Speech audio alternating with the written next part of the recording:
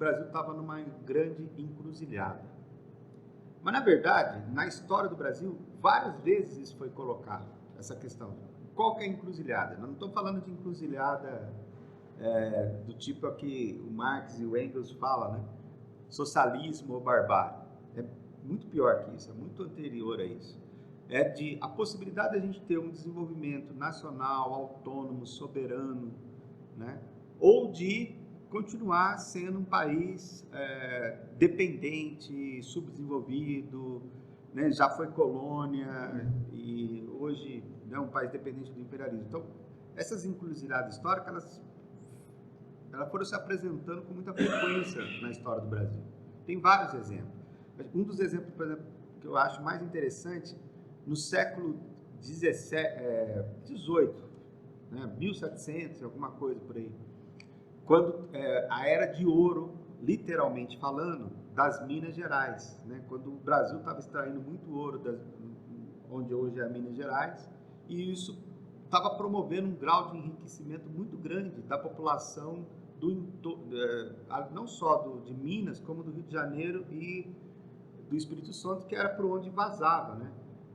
Onde se transportava esse ouro para chegar, que ia para Portugal. Só que Portugal, né, vocês já ouviram aquela expressão, né, o quinto dos infernos.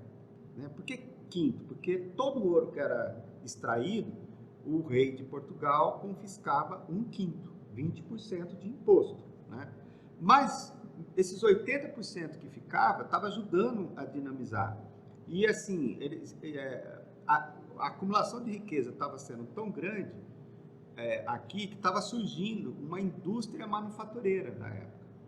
Não indústria como a gente conhece hoje, mas porque na época nem a Inglaterra tinha feito a Revolução Industrial, né? Ainda estava começando, né, o processo de Revolução Industrial na Inglaterra. Mas assim, a manufatura, a produção de ferramentas, né, de outras coisas que para a época eram coisas sofisticadas, mas era para que isso? Para atender o pessoal do garimpo, né, de ouro, de pedra preciosa e tal, não sei o quê. Quando Portugal percebeu isso, foi a tal no governo lá da tal da Rainha Maria Louca, né, como ela era chamada, ela mandou, primeiro, proibir a criação de novas manufaturas aqui no Brasil e mandou destruir todas as manufaturas que haviam aqui no Brasil. Então esse foi um primeiro grande golpe ainda do Brasil colônia contra um processo de desenvolvimento tecnológico, né, econômico, industrial aqui no Brasil. Quando veio a família real portuguesa fugida daqui das tropas de Napoleão, a gente acabou construindo uma estrutura de Estado que não existia, né? Houve uma modernização, por exemplo, as primeiras universidades aqui no Brasil, as primeiras faculdades, os primeiros cursos superiores no Brasil, e na época era particularmente curso de Direito, curso de Medicina e curso de Engenharia. Esses três só, praticamente. Só foi autorizado aqui no Brasil quando veio a família real aqui em 1808. Isso seria uma coisa que aos poucos vai ajudando o Brasil a se desenvolver. Depois que a Inglaterra vence Napoleão, né, e a família real portuguesa volta para Portugal, né, o que tinha acontecido? Em pouco tempo, pouco mais de 12 anos, o Brasil, que era a colônia de Portugal, já tinha se transformado num país mais rico e poderoso do que Portugal. E aí começou a haver uma pressão, tipo assim, que durante esse período de colonial, todo o comércio exterior do Brasil, tanto o que saía quanto o que chegava, tinha que ser pela mão de um comerciante português que recebia do rei de Portugal o monopólio do comércio exterior. Quando a família real portuguesa veio para o Brasil, não existia esse monopólio. O Brasil pôde negociar com todo mundo, né, os brasileiros puderam negociar com todo mundo e aí obter ganhos de comércio em relação a isso. E quando o rei de Portugal volta para Portugal, a pressão da elite brasileira, da burguesia brasileira da época, pela independência cresce, porque é aquela coisa, você botou o doce na boca da criança, depois você tirar é difícil. E aí o grande problema aqui do Brasil é que o rei de Portugal foi muito esperto. Ele tem uma carta que ele escreve para Dom Pedro I, olha, faça a independência do Brasil antes que o povo a faça. Lógico, o povo não era o povão, era a elite, mas que, né, não interessava isso. Então foi uma outra traição desse processo de desenvolvimento do Brasil. Há uma série de situações mais à frente que Dom Pedro II ele já era um cara mais desconectado um pouco com essa história aí de Portugal, e em alguns momentos ele tem uma perspectiva desenvolvimentista. Então, por exemplo, de trazer a telefonia, quando a energia elétrica, de telefonia e tal, né, quando ela começa a se desenvolver nos Estados Unidos, ela trazer isso para o Brasil e tal. E, ao mesmo tempo, o que aconteceu? Quando a família real portuguesa, cedendo à pressão popular, que não é só dos negros, mas principalmente deles, mas também de setores médios, né, setores, por exemplo, das Forças Armadas, o baixo oficialato das Forças Armadas, porque os negros foram chamados para lutar na Guerra do Paraguai, né? Em troca da sua carta de alforria. Então, esse relacionamento estamos juntos aqui, o negro e o branco lutando na Guerra do Paraguai, ajudou a criar uma consciência abolicionista no Exército. Quando vem a abolição da escravatura em 88, o que acontece no ano seguinte? O que o Oswaldo acabou de falar, né? É um golpe, né? Que foi a proclamação da República, foi uma forma de fazer uma república, foi meio que uma vingança contra a abolição da escravatura. Tanto é que não demora muito tempo, embora tivesse ali entre os militares, o Floriano, por exemplo, que era mais nacionalista e tal, acabou predominando essa visão do agronegócio. E quando se entrega o poder civil, né, para os chamados, quem que eram os coronéis, né? Que essa também foi era uma disputa que havia ali. Eram fazendeiros, né, que recebiam o título militar de ser coronel, e eles comandavam milícias armadas. Então, isso que o Bolsonaro está tentando fazer agora, né, essa coisa de liberar arma para o tal dos CACs, caçadores, atiradores e colecionadores de armas, ou esse envolvimento que ele tem com as milícias armadas lá no Rio de Janeiro, a gente tem um histórico de formação dessas milícias, na verdade eram jagunços, né, armados sob o comando de um grande fazendeiro que recebia o título de coronel, né, esses coronéis com esses jagunços armados, essa milícia armada, eles eram considerados a Guarda Nacional. Então, você tinha o Exército, mas você tinha a Guarda Nacional. E por que a Guarda Nacional? Porque era um poder regional, era um poder paralelo ao poder do Exército. E até 1930, o Brasil era o paraíso neoliberal. Tudo que os neoliberais têm defendido, da Constituição de 88 para cá, do Collor para cá, né? Então, o que eles têm defendido? Abertura comercial, redução das alíquotas de importação, né? Principalmente de produtos manufaturados, privatização de empresas estatais, desregulamentação do mercado de trabalho, reforma trabalhista, corte de direito dos trabalhadores, reforma da Previdência, corte de direito também dos trabalhadores em relação à questão de Previdência. Enfim, todo o rol de políticas neoliberais, até 1930, o Brasil era o paraíso disso, porque não tinha estatal até 1930, não tinha salário mínimo até 1930, não tinha CLT, né, as leis trabalhistas até 1930, não tinha Previdência Pública até 1930, não tinha nada até 1930. O Brasil era uma república liberal, era uma fazendona que exportava produto primário, minério, e importava produto natural. Era isso. Só que aí veio a Revolução de 30, né, num contexto que coincidiu com uma crise mundial do capitalismo, que foi a crise de 1929, e aí a demanda por... Qual que eram os principais produtos do Brasil naquela época? Café e açúcar, né? Café e açúcar. que, vamos dizer assim, eram supérfluos em relação a outros alimentos. Então, a demanda, por exemplo, de café e açúcar, obviamente, ela caiu muito mais do que, sei lá, o arroz em determinados locais, o milho em outro, enfim, outro tipo de alimento, né? O cafezinho era né? Ou o trigo em outros, enfim.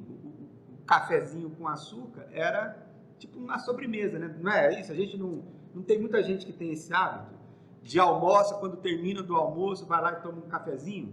É a sobremesa, é o supérfluo. Então a demanda, então isso teve um impacto muito violento na economia brasileira.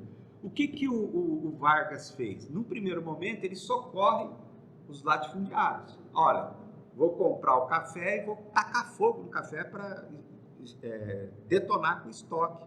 Diminui a oferta, sobe o preço, eu dei renda para eles, melhorei um pouco o preço no mercado internacional e tal. Só que ele sacou que, assim, o Brasil não conseguiria mais sobreviver no mundo sendo meramente um país agrário. E aí ele começa a fazer toda uma política de transformação do Estado para fazer o Brasil se industrializar. E o que é muito... A figura do Getúlio Vargas é uma figura extremamente controversa. Por quê? Primeiro que ele foi um anticomunista. Não tenho dúvida disso. Né? Segundo, exatamente, Graciliano, Olga Benário, Luiz Carlos Prestes e outros. Então, não tenho dúvida que ele era um anticomunista. Né? Perseguiu os sindicatos, tentou atrelar todos os sindicatos, né? Mas, por outro lado, essa ditadura, essa é uma coisa que pouca gente percebe, né? A ditadura de Vargas, ela foi uma ditadura maior em cima de quem? Lógico, né? Nós, trabalhadores de esquerda, é o que sentimos mais. Mas ela foi uma ditadura de fato, porque já havia ditadura contra a esquerda, contra os comunistas até 1930. Isso sempre teve, não foi uma novidade implantada pelo Vargas. O que foi a novidade implantada pelo Vargas? Ele acabou impondo, né, uma ditadura sobre os coronéis. Por quê? Porque ele perdeu a eleição foi roubada. Ele falou, a eleição foi roubada, né? Por isso a Revolução de 30.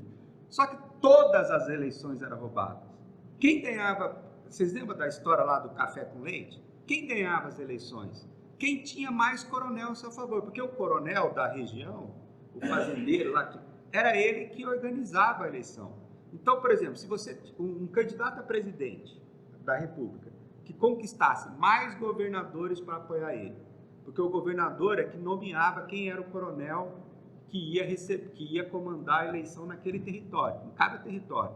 Então, quem tivesse mais governador, quem tivesse mais coronel, tinha o controle da eleição. Por quê? Porque o coronel, ele que colocava o mesário, o voto era de cabresto, o voto era, você tinha que assinar o nome na cédula, o coronel chegava lá para dizer, bom, isso aqui, ó, né, todos os teus funcionários aqui vai ter que votar nesse candidato aqui a presidente, se não votasse, né? Então, todas, absolutamente, não tinha eleição honesta, né? Só que ele percebeu o seguinte, quando ele foi candidato a presidente, ele não conquistou a maioria. Então ele viu que ele nunca ia ser candidato a presidente nesse sistema. Por quê? Porque ele era lá do Rio Grande do Sul, né? Um coronel periférico, ele não era dos poderosos, que era Rio, São Paulo, Minas Gerais e tal. Então, o jeito foi a Revolução. Então a saída dele foi buscar uma outra política, que é essa política de desenvolvimento industrial. Então, a ditadura do Vargas, o que ela tem de novo foi impor uma ditadura a esses coronéis. E aí, o que ele vai fazer? Se em 1930, 31, ele socorre os latifundiários, comprando o estoque excedente de café, de açúcar, não sei o que, para dar renda, permitir que eles se mantivessem ricos e poderosos, o que ele vai fazer em seguida?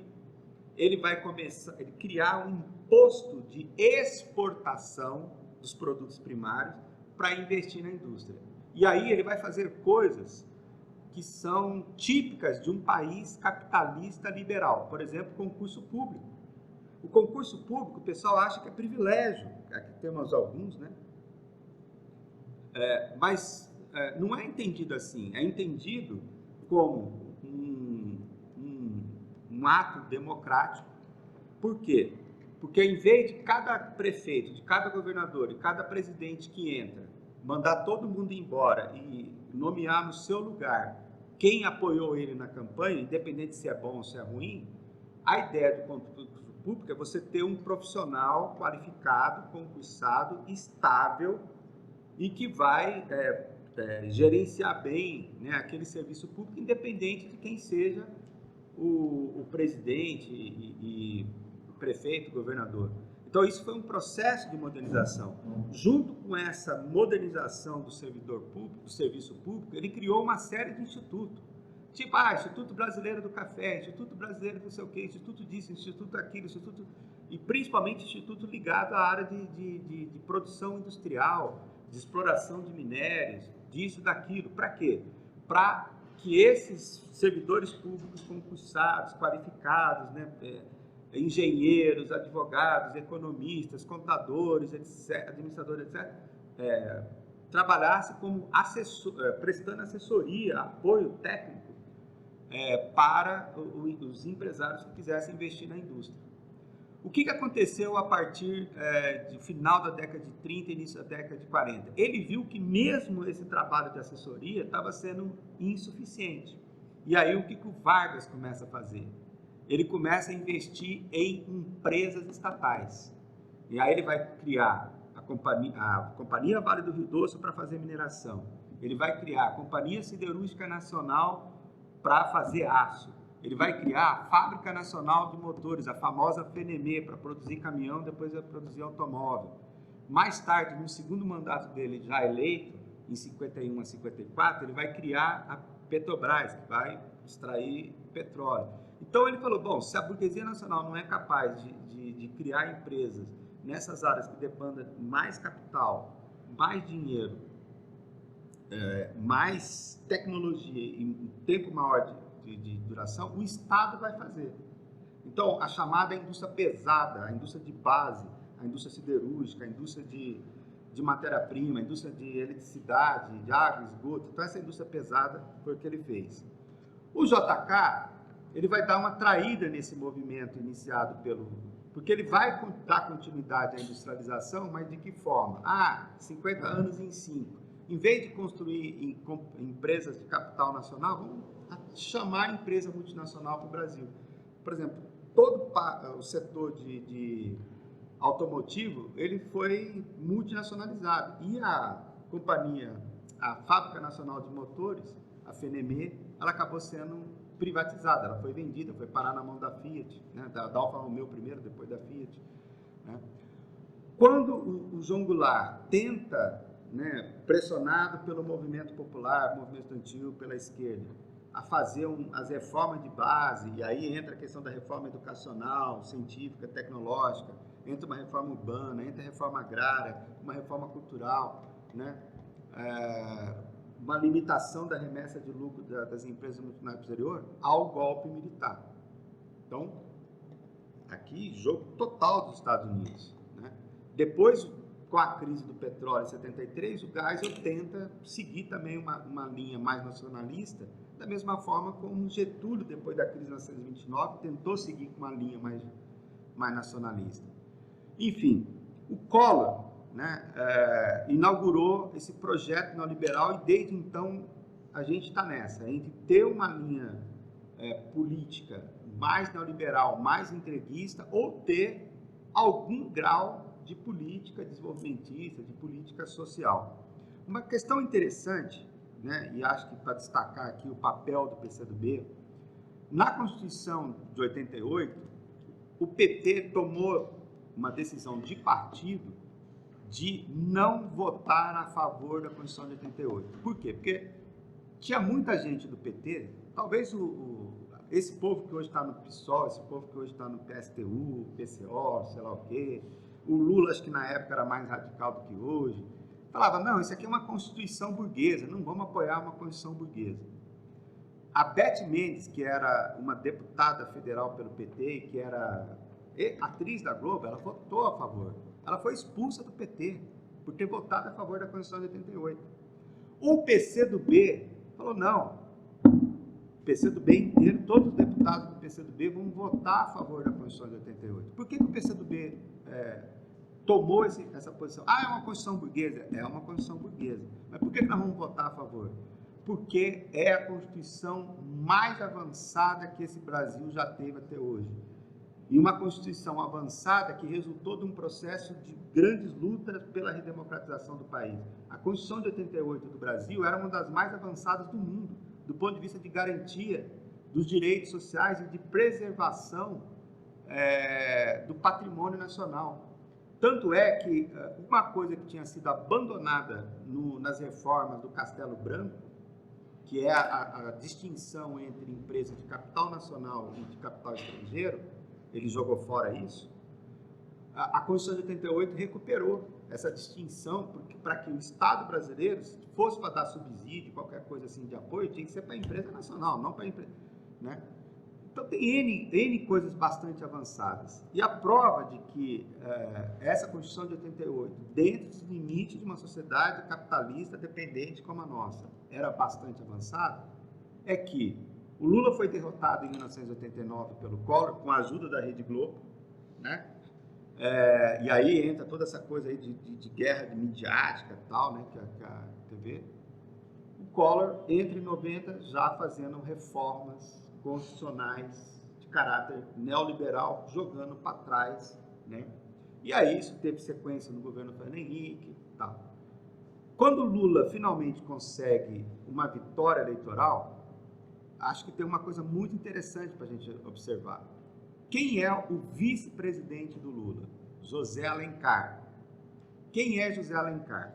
José Alencar era dono da Cotominas, é o maior capitalista da indústria têxtil do Brasil, da indústria de tecelagem, de roupas e tal, né? É o maior, simplesmente o rei da indústria têxtil no Brasil, José Alencar. Eu lembro que tinha umas figuras lá da academia, umas figuras do PT, não sei o quê, que falava assim: nossa, como pode um operário, um sindicalista como Lula colocar como presidente um José Alencar?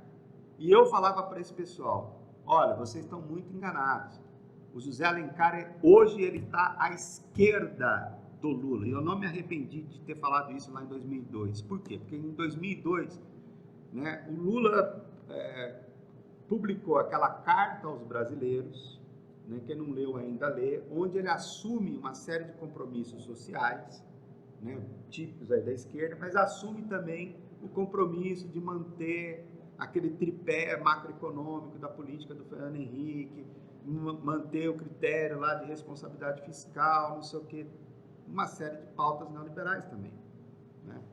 E por que eu falava que o José de Alencar ele estaria à esquerda do Lula? E por que o José de Alencar apoiou o Lula? Porque com a política de abertura comercial do Collor, né, essas reformas neoliberais que foram feitas, mais a política de valorização cambial feita pelo governo Fernando Henrique, a indústria de capital nacional perdeu muito. Muitas indústrias foram à falência. Algumas indústrias grandes e poderosas, vou citar exemplos como a Metal Leve, a Cofap de amortecedor, a Prosdóximo, que era a indústria de geladeira e ar-condicionado, entre outras coisas que tinha lá em Curitiba, né, Arno, por exemplo, né, eletrodoméstico, Brastemp, Consul, área de eletrodoméstico, foram ou faliram, ou uma boa parte delas foram vendidas, foram compradas por empresas estrangeiras, porque as empresas brasileiras não conseguiam competir com as estrangeiras diante daquele mercado totalmente aberto, escancarado, com taxa de juros absurda. E esse cara, como ele era, né, o José Alencar, de um setor, né, industrial, mas que não era de interesse aí tão grande aí do capital estrangeiro, porque não é um setor oligopolizado, ele estava sendo prejudicado, né? Então, ele estava simplesmente querendo defender o dele, né, contra, né, a concorrência internacional, mas que naquele momento, na conjuntura de ter um Fernando Henrique desenvolvendo um projeto neoliberal, isso era avançado, porque isso significava defender a indústria nacional, defender o emprego, a renda para o trabalhador aqui no Brasil. Tem uma situação que o Lula, né, logo no começo do mandato, em algum momento ali, ele vai para Davos, na Suíça. E aí o José Alencar assume a presidência da República, né? Lógico, interinamente. E aí eles chamam a coletiva da imprensa e ele fala: nós precisamos fazer uma cruzada nacional contra os juros altos, né? Um ataque direto aos bancos, ao mercado financeiro, especulativo, etc. Eu lembro que eu escrevi um artigo e foi publicado na Folha de Londrina defendendo o vice-presidente.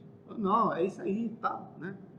Porque uma das características desse capitalismo que vem se dando desde a era Reagan e da era Thatcher é um aprofundamento do ganho meramente especulativo, do capital financeiro, daquilo que o Marx chamava de capital fictício, né? Que é dinheiro fazendo dinheiro sem passar necessariamente pelo processo produtivo, e isso vem crescendo, tem crescido muito nos últimos 40 anos. Né? E, pelo menos, a posição do José Alencar naquele momento era de ser contra isso. O que o Lula fez, né, no seu mandato?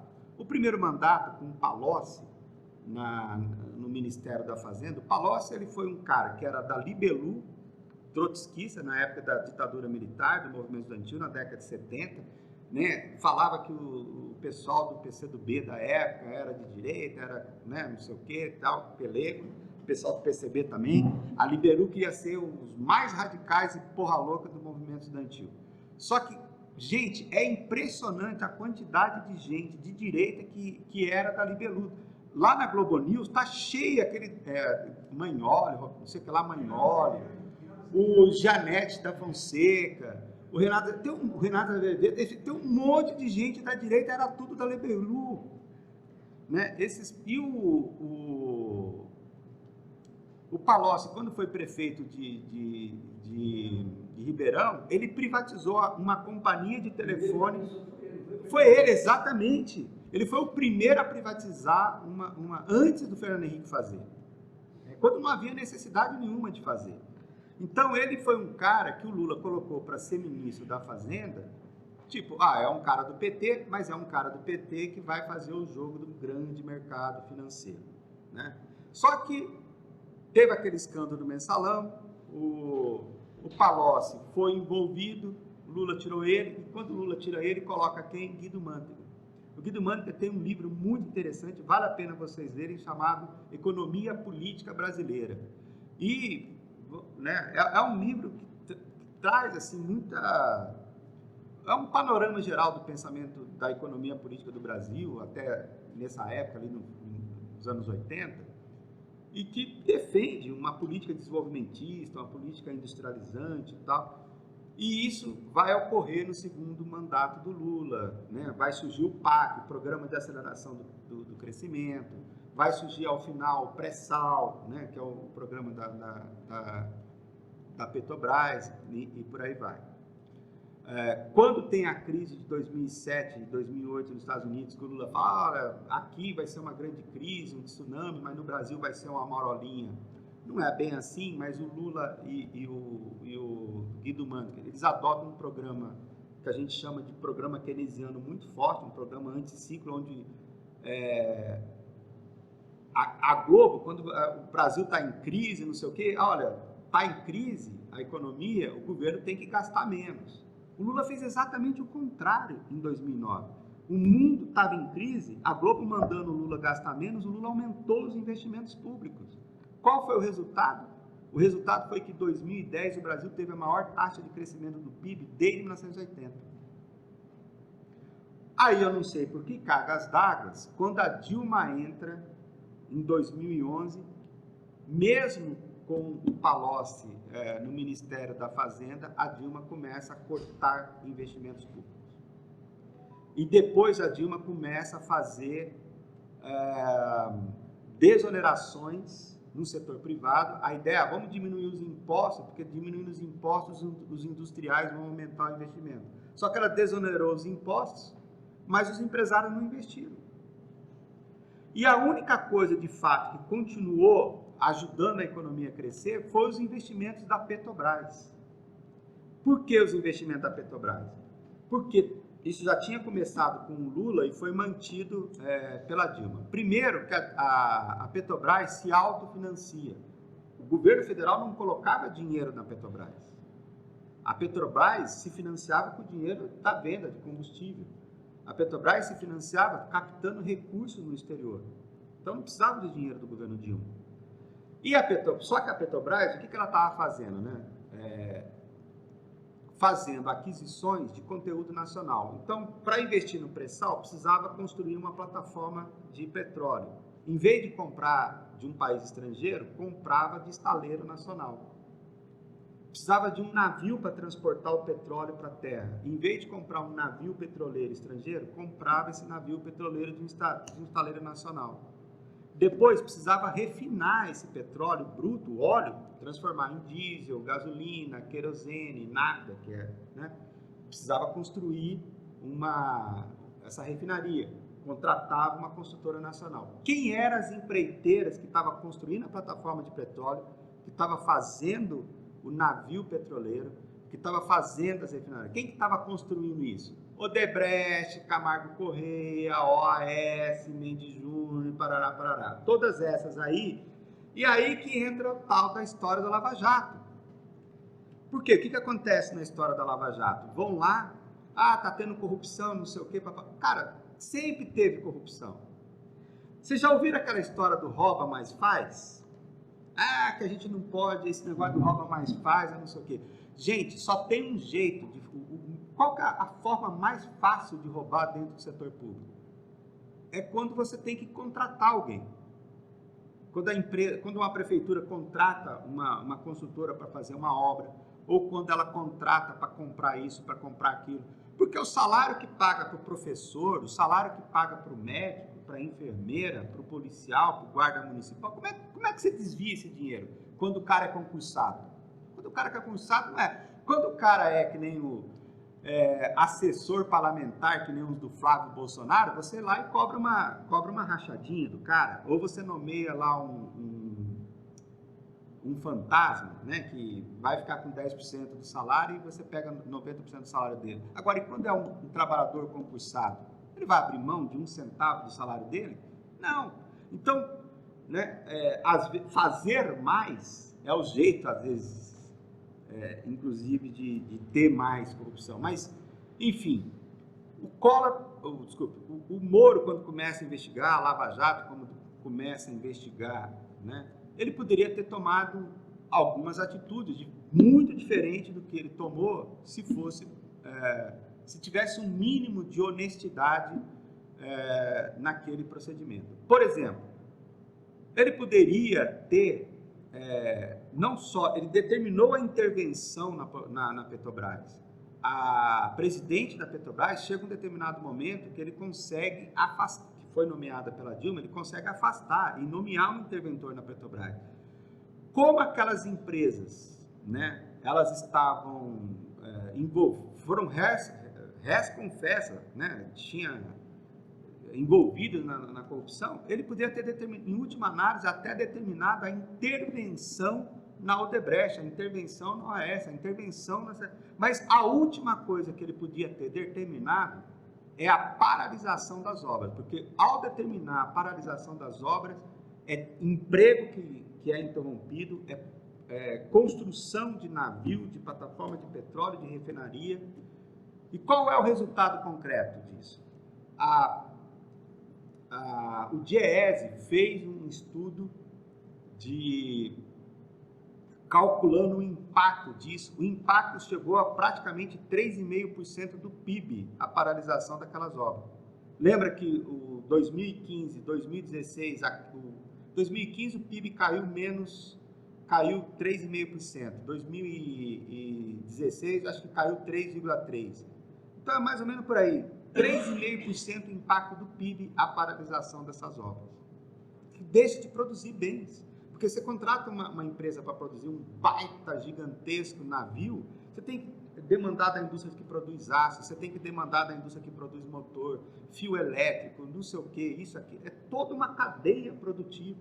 Então, o DIEESE fez um estudo muito interessante usando uma metodologia chamada análise insumo-produto, matriz insumo-produto, e que demonstrou isso, esse impacto, né, extremamente violento contra a economia brasileira. Eu vou dar um exemplo de algo bem mais simples e concreto aqui do que poderia ser feito do ponto de vista judicial. Quando o Nedson foi prefeito, teve 2 grandes obras que foram paralisadas pela justiça por conta não de corrupção, mas de problemas com desapropriação de imóvel. Uma foi a duplicação da Goiás entre, né, aquela continuidade ali da Castelo Branco, entre a Maringá e a JK. Uma senhorinha lá que tinha uma casa, a prefeitura queria oferecer lá R$80 mil para ela, a mulher queria 120. O que o juiz determinou? Para a obra. A empresa que estava licitada ficou sem poder trabalhar.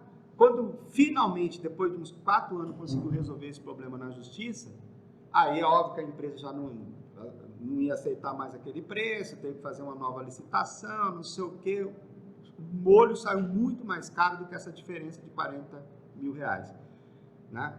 A mesma coisa aconteceu na Ayrton Senna, com um senhor lá, um japonês, que tinha uma chácara, e a Ayrton Senna passou bem no meio da chácara dele. O fato de ter construído a Ayrton Senna bem no meio da chácara dele, valorizou os outros 2 lados que sobrou do terreno dele, valorizou muito aquele terreno. Mas mesmo assim, o japonês não ficou contente, quis brigar, né? E aí foi outra paralisação da obra, outro transtorno. Quando, não sei se vocês viram ali que foi duplicado aquela rua, foi construída uma avenida ali do lado do aeroporto, né? A Avenida Salgado Filho tem um trecho ali que foi aumentada a duplicação dela. E foi destruído o caso, foi desapropriado. Ali também teve gente que contestou, que não aceitou o que a prefeitura ofereceu. Só que lá, o tratamento da justiça, como quem que era o prefeito? O queridinho da direita do Londrina, o Kiref. O Kiref, importante lembrar, que ele foi presidente da Sociedade Rural, né? O suprassumo da direita capitalista londrinense. Aí o tratamento da justiça foi outro. O tratamento da justiça foi o seguinte: ó, tá bom, você está contestando o que a prefeitura vai te pagar, então tá aqui, ó, o dinheiro da prefeitura vai ser depositado para você e vocês vão ficar brigando na justiça, a obra toca o pau. Se a prefeitura perder, ela paga a diferença. Se você ganhar, quer dizer, né, se você perder, a prefeitura ganhar, não tem mais o que pagar, a prefeitura já deu. Então a prefeitura, o juiz, a justiça, na época do Nedson, poderia ter feito a mesma coisa. A prefeitura quis dar 80, a velhinha queria lá 120, a prefeitura podia ter, o juiz podia ter falado: Nedson, paga 80 para a mulher agora e toca o pau na obra, porque é de interesse público. Se você perder na justiça, você vai ter que pagar os outros 40 aí. Parece até multa lá para a prefeitura pagar. Cobra do Nedson, se for o caso. Mas não paralisa a obra que vai trazer prejuízo para a prefeitura, para a sociedade. Então, a gente observa aqui em Londrina muito claramente essa forma, a mesma justiça tratou casos idênticos de forma diferente, de acordo com a cor, né, da bandeira do partido do prefeito. Isso não pode. E por acaso a cor da bandeira do partido do prefeito Nedson é a mesma cor da bandeira de Londrina, também é vermelha. Mas nem assim, nem isso pesou a favor do Nedson. Então, essa situação, né, que aconteceu ali, qual que é o lado mais grave? Né? Fora toda essa situação da guerra híbrida, que o Collor, obviamente, o Moro, Dallagnol, etc., né, tiveram uma participação grande nisso. Tiveram uma participação grande nisso a Globo fez uma baita campanha midiática, não só a Globo, né? Todas as outras fizeram uma campanha midiática enorme contra o governo, nunca teve tanto roubo, tanta exploração, tanto isso, tanto aquilo naquela época, né? A direita toda começa a ir para a rua, tem uma participação importante que não teve um impacto tão grande quanto a do Bolsonaro agora. Lembra do Aécio Neves, que ele perde a eleição e aí ele começa a entrar numa onda de que teve fraude eleitoral? Sorte é que o PSDB, nesse aspecto, naquele momento, segurou a ponta e falou: não, foi legítima, tal, não sei o quê, e deu um safanão lá no Aécio. Eles pagaram com a auditagem, custou 2, 3 milhões de dinheiro, ou 20, não sei, e a auditagem que eles fizeram Foi isso. Chegou a pagar isso. Bom, mas aí, qual foi o problema, né? O problema, gente, e outra coisa interessante, é que esse movimento de contestação ao governo Dilma começa, inclusive, com um movimento de esquerda, né? Que lá nas marchas de 2013, aquele movimento contra o aumento em São Paulo ali do preço da passagem do ônibus. Aí depois começou o movimento lá de não vai ter Copa, e muita gente da esquerda embarcou nisso, né? E continuou nisso, inclusive no processo do impeachment. Quem não lembra da Heloísa Helena comemorando junto com o pessoal do PSDB, o pessoal do PP, do PMDB, etc., o impeachment da Dilma? O problema é que essa direita neoliberal, eles não querem um governo popular, de esquerda, nacionalista, mas eles também não queriam um governo de feição fascista, né? Não queriam uma nova ditadura militar, como a gente teve no Brasil. E por quê? Porque muitos dos ditadores, talvez não foi o caso dos brasileiros, mas muitos dos ditadores acabaram se voltando contra os interesses do imperialismo. Vamos pegar os casos da Argentina? O que o ditador da Argentina fez? Qual deles? Nem lembro agora qual que é o nome dele, Vilela, se eu não me engano. Não, Alfonsino já foi já do período democrático. Se eu não me engano, foi o Vilela. Assim, teve uma série de ditaduras, né, promovidas, né, como a Bíblia falou, pelos Estados Unidos, CIA, NSA, etc. Né? A do Brasil foi uma das primeiras. Mas algumas delas acabou dando em coisas que não eram do interesse dos Estados Unidos, ou da Inglaterra, dos outros países imperialistas. O que a ditadura, por exemplo, de Argentina fez? Quando ela viu que a coisa, né, ela estava perdendo popularidade e tal, não sei o quê, foi lá e resolveu tentar reconquistar na marra as Malvinas, o arquipélago das Malvinas, que pertence de fato ainda, é justo, pertence a eles. Só que esqueceram de combinar, os ditadores militares da Argentina esqueceram de combinar isso com o imperialismo. Foi o Vilela mesmo, né? Foi mais ou menos a mesma coisa que aconteceu com o Saddam Hussein. O Saddam Hussein, quando assumiu o poder no Iraque, foi com a ajuda dos Estados Unidos. E depois os Estados Unidos chegou para o Saddam Hussein e falou: olha, vai lá guerrear contra o Irã, quando o Irã teve a Revolução Islâmica lá em 79, e eles incentivaram o Saddam Hussein não conseguiu vencer a guerra com o Irã. Aí o Saddam Hussein teve a loucura de também, sem combinar com os Estados Unidos, fala: bom, já que eu tive um prejuízo na guerra contra o Irã e os Estados Unidos não estão me recompensando, né, cobrindo esse prejuízo, eu vou tomar o Kuwait, porque de fato o Kuwait já foi um dia do Iraque, né? E aí o que aconteceu passou a ser o inimigo. Vamos pegar o caso do Afeganistão, da Al-Qaeda e dos talibãs. Havia um governo socialista no Afeganistão, aliado da União Soviética. Essa coisa de guerra cultural, de guerra liberal, né? É engraçado como eles usam a religião, ora para um lado, ora para o outro. Então, por exemplo, lá no Afeganistão, os Estados Unidos financiou os extremistas islâmicos para falar: olha, esse aqui é um governo ateu, governo materialista, governo socialista, não, vamos guerrear contra eles. Os mujahidins. E venceram, quer dizer, com a ajuda dos Estados Unidos, eles venceram a guerra. O Afeganistão foi o Vietnã da União Soviética.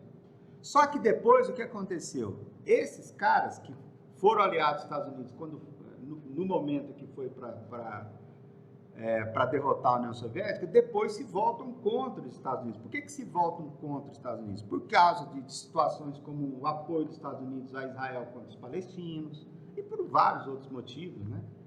E aí permitem que dentro do território afegão seja instalada uma base da Al-Qaeda que vai atacar as Torres Gêmeas, etc. E aí os Estados Unidos se voltam contra ele. Então, os Estados Unidos, ao mesmo tempo que eles incentivam ditadura em diversas situações, eles também tiveram alguns reveses com muitos ditadores. Então, o que os Estados Unidos preferem? Eles preferem ter um democrata, né, eleito democraticamente pelo povo, que respeita as leis, né, mas que seja bonzinho em relação aos interesses norte-americanos, do que um ditador que ele não sabe bem o que pode acontecer. O problema é que desse processo de golpe aqui no Brasil, não venceu quem a direita queria, né? Alguém mais com cara de terceira via, uma Simone Tebet da vida, um Alckmin. Não, quem venceu foi o Bolsonaro.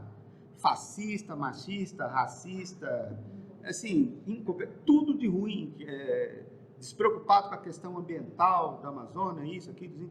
Então, é o pior dos mundos, né? Alguém que mancha a honra, vamos assim, mancha os interesses, né, de suposta liberdade, democracia, não sei o quê, igualdade, aquele ideário que é mais fake news do que qualquer outra coisa do iluminismo, mas assim, aquela fantasia de democracia, o Bolsonaro não representa isso, né? E aí, graças a esse monte de cagadas que ele acabou cometendo, de crimes, na verdade, que ele acabou cometendo, a gente vê um racha na direita, né? Esse racha na direita, ele permite a eleição do Lula, mas só foi possível, e é isso que a gente precisa compreender, gente, só foi possível a vitória do Lula, e vocês viram por quantos foi? 1,9% só, foi 51, 1,8%, 50,9% para o Lula contra 49,1% do Bolsonaro. Foi isso. 40,1% para o Bolsonaro, dos votos válidos, 50,9% para o Lula. 1,8%. Foi muito pouco. Mesmo com o apoio da Simone Tebet, mesmo com o apoio do PSDB, né, do PDT, enfim, mesmo com o apoio no segundo turno da Globo, né, Estado de São Paulo, Folha de São Paulo, alguns outros, ainda assim, né, e tendo que engolir o Alckmin, né, que é muito diferente do José Alencar. O José Alencar, eu falei que estava à esquerda do Lula por conta de uma situação conjuntural, ele ser representante da grande burguesia industrial brasileira, mas o Alckmin não é um representante da grande burguesia industrial brasileira. E acho que um grande problema que a gente tem aí, falando dessa questão da perspectiva, e para completar aí, então, esse link do que o Abílio estava falando, né, da minha fala aqui, é que essa disputa entre a extrema-direita, e eu nem vou dizer aqui só entre a esquerda, entre as forças democráticas do Brasil, ela não está consolidada, né? A extrema-direita ainda é muito forte. A gente tem que reconhecer que a capacidade de mobilização de massas do bolsonarismo é grande. O que ocorreu no dia 8 é uma prova disso, dessa capacidade imensa de mobilização que eles têm. Houve também, né,